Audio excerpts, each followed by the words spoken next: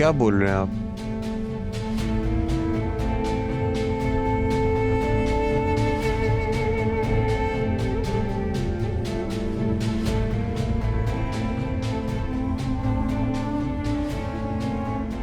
ज़रियून, कभी कभी सबूतों का बोझ उठाना बहुत मुश्किल हो जाता है। हम दोनों ने तायाजान के बिजनेस को जहां पहुंचा दिया है, तुम अच्छी तरह जानते हो। अब जो भी नई सीईओ होगी, सारे सबूतों का बोझ उसके कमजोर कांधों पे डाल के आराम से निकल जाएंगे। डैड, ये इतना आसान नहीं है। राहा कोई बतूल की तरह मासूम और सादी सी लड़की नहीं है, वो बहुत तेज है, वो सब पता लगा लेगी। तो क्या हो जाएगा, लगा ले पता। बेटा, बादशाह वही कहलाता है जो खेल में जीतता है।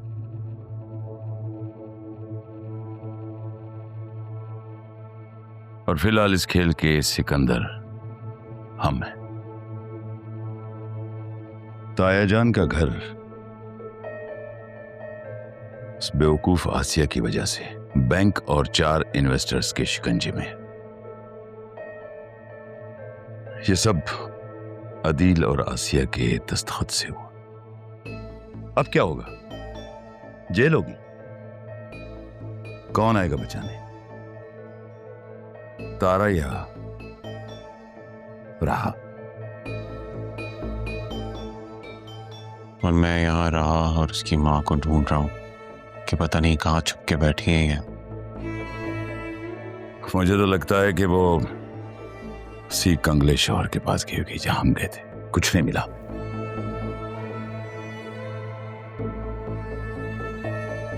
ये मैटर भी सॉल्व हो जाएगा डैड, लेकिन मुझे ये सोच सोच के बहुत टेंशन हो रही है कि जब बतूल को पता लगेगा इन सब चीजों के बारे में तो इसका दिल बहुत टूट जाएगा। जैसे मारिया को पता चली तो?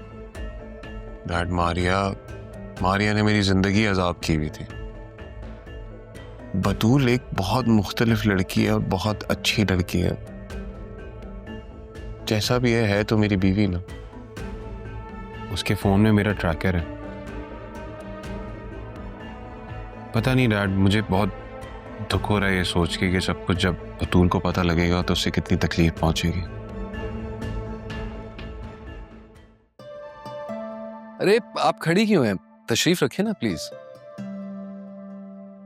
शुक्रिया।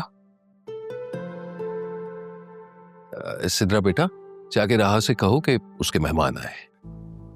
अब्बू मैं? हाँ, सिद्रा तुम्हारा ही नाम है ना?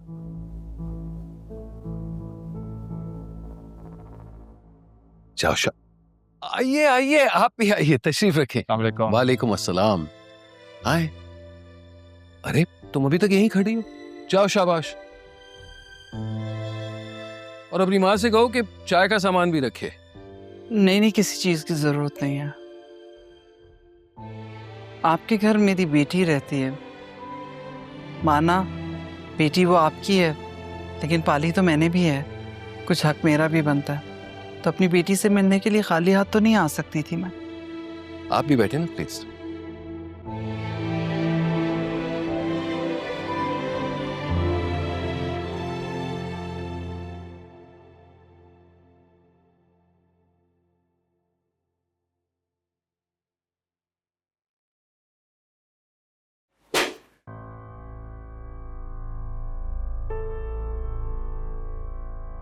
आ जाओ अंदर। मैं अंदर आई तो तुम दोबारा मारोगी। अंदर आओ, बताओ क्या काम है? भाई कोई हैंडसम लड़का आया है अपनी माँ के साथ तुम्हारे से मिलने। कौन? मुझे क्या पता, मेरे लिए तो नहीं आया ना। ऑफिस जाना तुमने शुरू किया है तो क्या पता तुम्हारे लिए रिश्ता लेकर अच्छा बस चलो, रिश्ता लेकर आया होगा।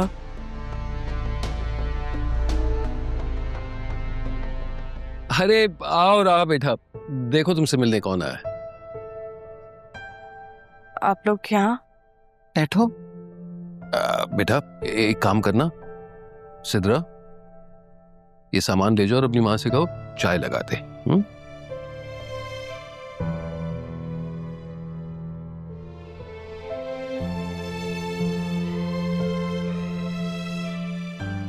आप लोग यहाँ? क्यों, क्या मैं तुम्हें मिलने के लिए नहीं आ सकती? आ सकते हैं, मैं रोक भी नहीं सकती आप लोगों को। मैंने ही अरमान से जिद की थी। मैंने कहा मैं राह को देखना चाहती हूँ, तरस की हूँ उसकी आवाज सुनने के लिए।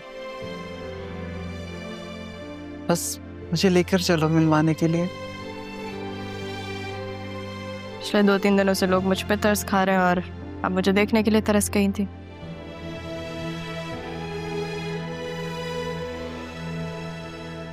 कहाँ गई तुम्हारी जिंदा दिली राह?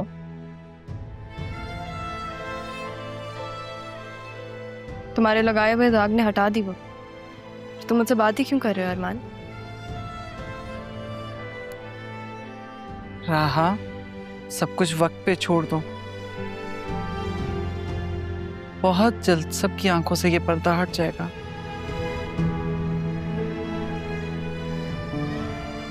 मेरी आंखों पर कोई पर्दा नहीं है, मुझे सब कुछ साफ साफ नजर आ रहा है।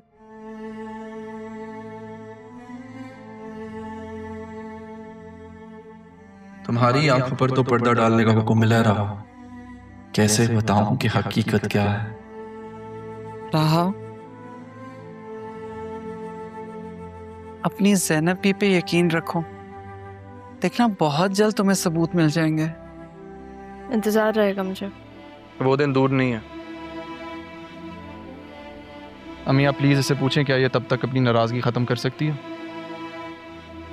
ज़ैनबी, आप इससे कहें कि ये कोई छोटी मोटी बात नहीं थी। मेरे माँ बाप पे ये बात आई है।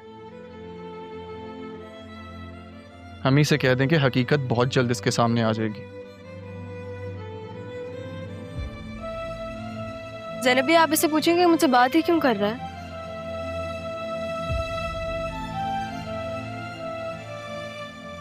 तुम दोनों आमने सामने बैठे हो ना, तो खुद एक दूसरे से ये बात क्यों नहीं पूछते?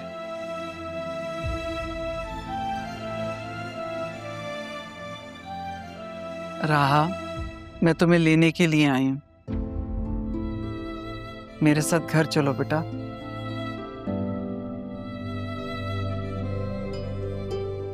ये मेरे बाप का घर है ज़ैनबी।